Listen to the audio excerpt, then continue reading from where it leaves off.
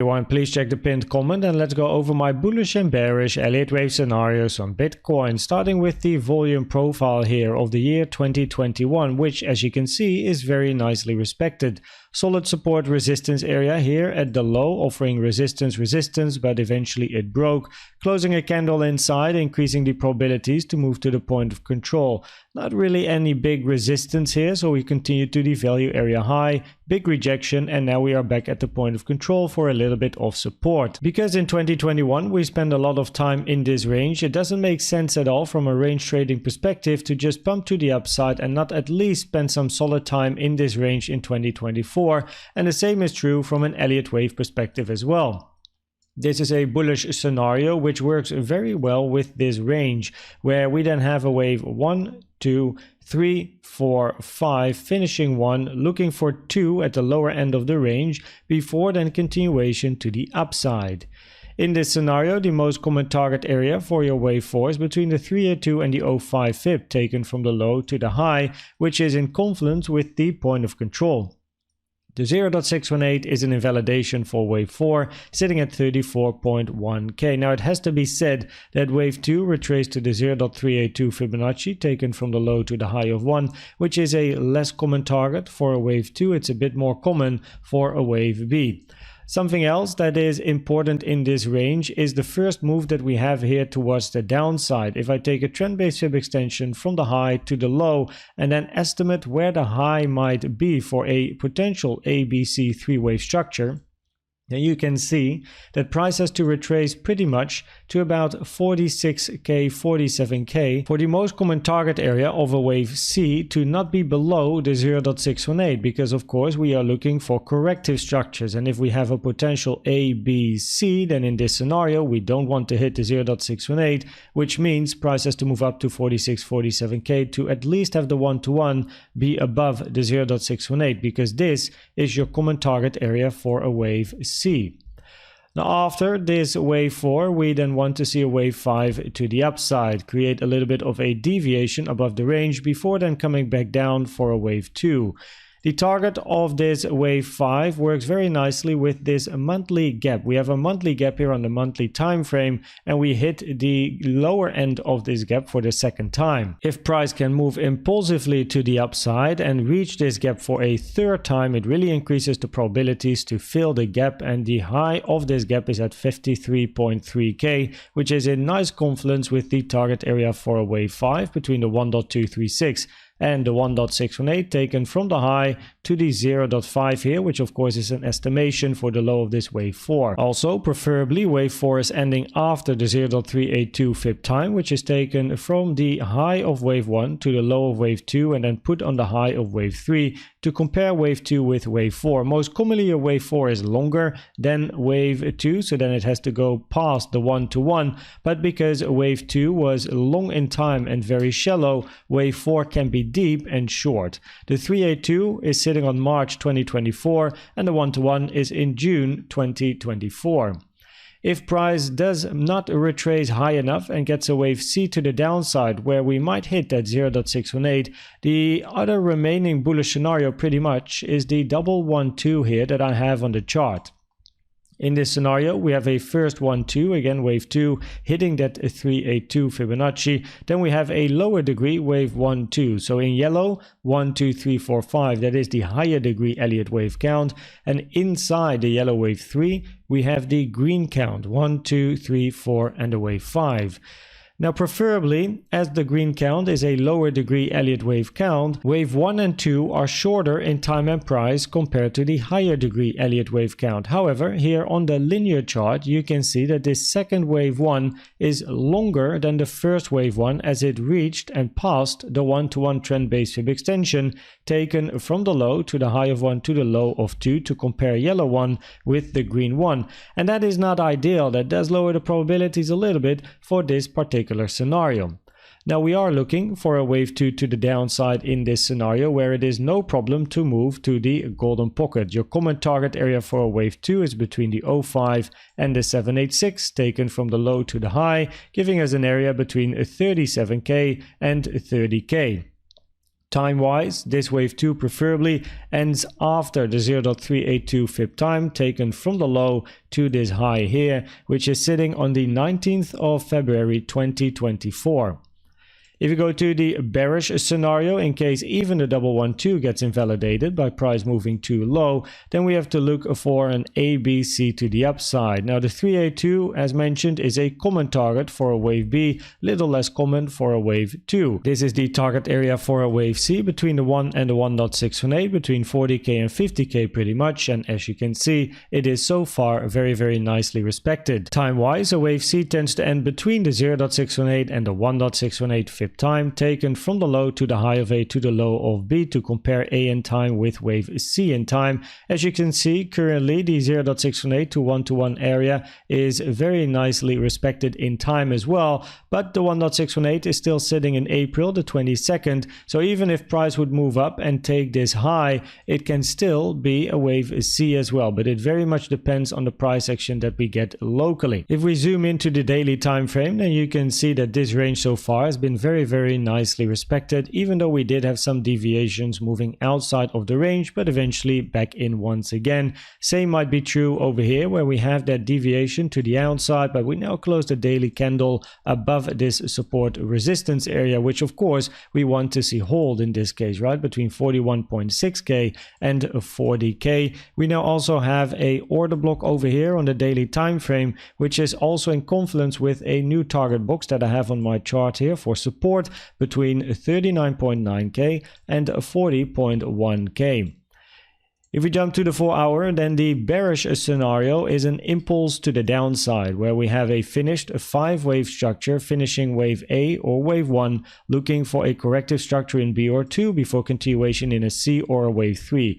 This is the bearish scenario because you could get a bigger impulse in a 1, 2, 3 to the downside for much lower prices. The common target area for a wave B is the 382 to the 886, 42.5, 47.9. Common target area for 2, 05786, 43.8 to 46.8k. And we do have some interesting resistance areas above, being 42.5, 42.7, 43, 43.2, and 45.9 to 46.7k. Now in this scenario, we preferably want this wave B or 2 to end after the 0.382 fib time taken from the high to the low of A or 1. The 0.382 is sitting on Sunday the 28th of January, tomorrow at 5 a.m. Central European Time.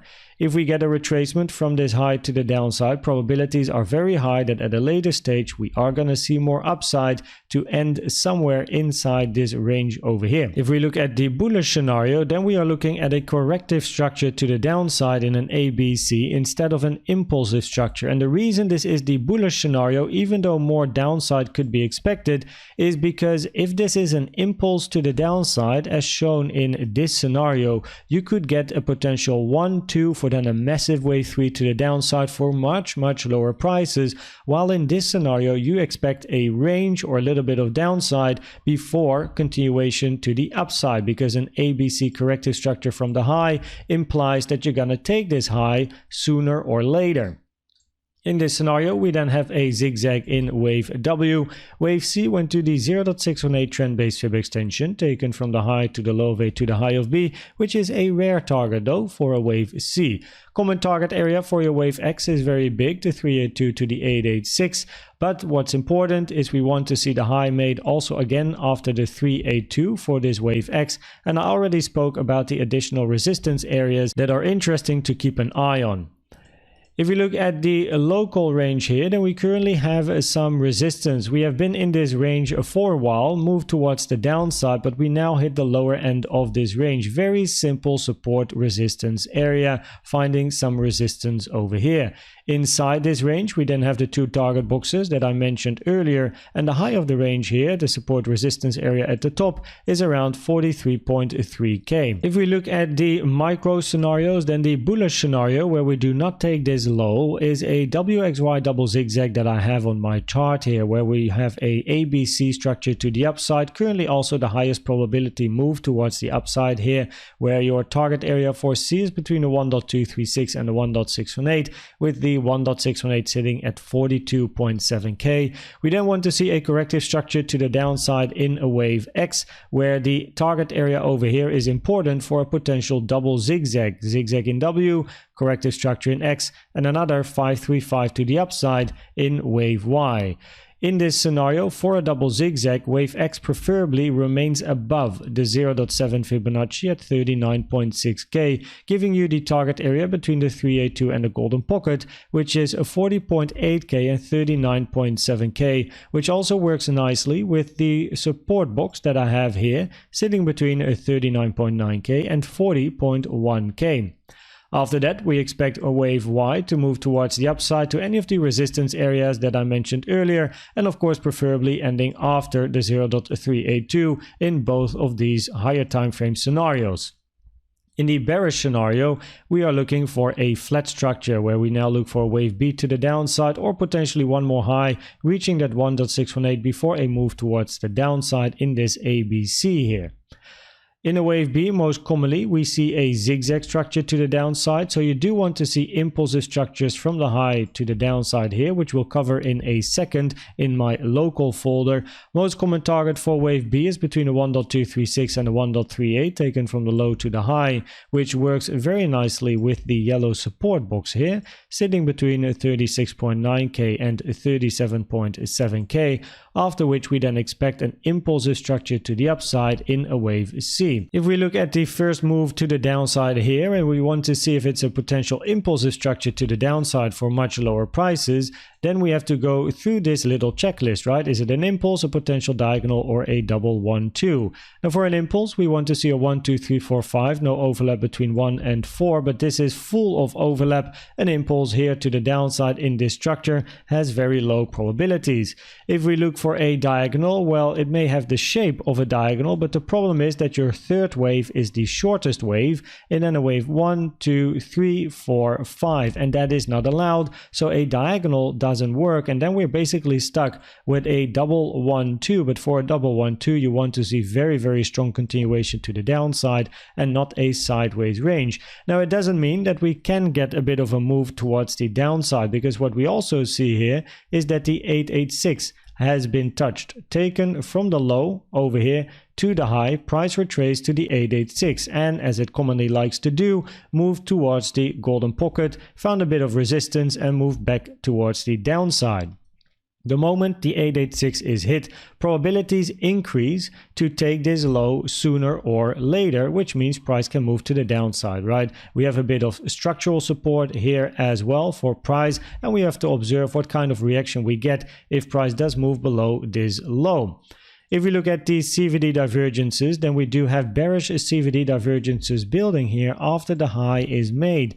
Lower highs on price, higher high on the CVD, and the same was true over here, which you can see on the 15-minute AGGR chart here. You can see lower high on price, higher high on yellow, lower high, higher high, lower high, higher high. It just continued with bearish CVD divergences on yellow, but also here on blue, lower highs, higher high, right? So there's absorption of market longs with bigger limit short positions that are pushing price towards the downside. And if we then look at the probabilities of the different scenarios, then on the high time frame the probabilities are higher. We're still going to see more downside in either an ABC scenario, WXY scenario, or a potential impulse in a 1, 2 and a much bigger 3 to the downside. On the low time frame, we are expecting more upside in both of these scenarios. In this scenario, we are still expecting more upside and price to end after the 382, and the same is true for a potential WXY.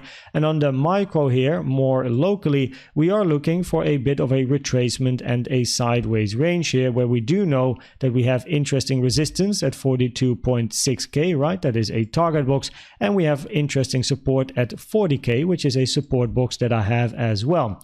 Probabilities at the moment are higher for a zigzag to the upside, and just because of that we do have to keep an eye on this 0.618.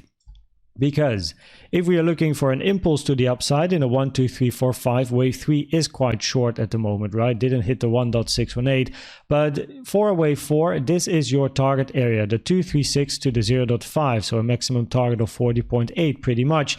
And the 0.618 is an invalidation for a wave 4. So if price moves down and hits the 0.618, it invalidates an impulse to the upside and increases the probabilities even more for an ABC, which at the moment is still the highest probability if we look at this move to the upside here. The local move to the downside here, very locally, does look corrective, so I am going to keep my eyes on price potentially taking this high, moving to that 42.6k level and look for a potential rejection there. If we get it, of course we want to see proof of resistance, and if price here locally takes that low and moves down a little bit, we of course want to see some proof of support if we want to see price moving back towards this high. I hope that this video was helpful or valuable to you. Please check out the most recent educational video I've made about the best trading indicator you can use in my opinion, which is the CVD. And for now, thanks for watching and subscribing, and I'd like to see you at the next one. Bye bye.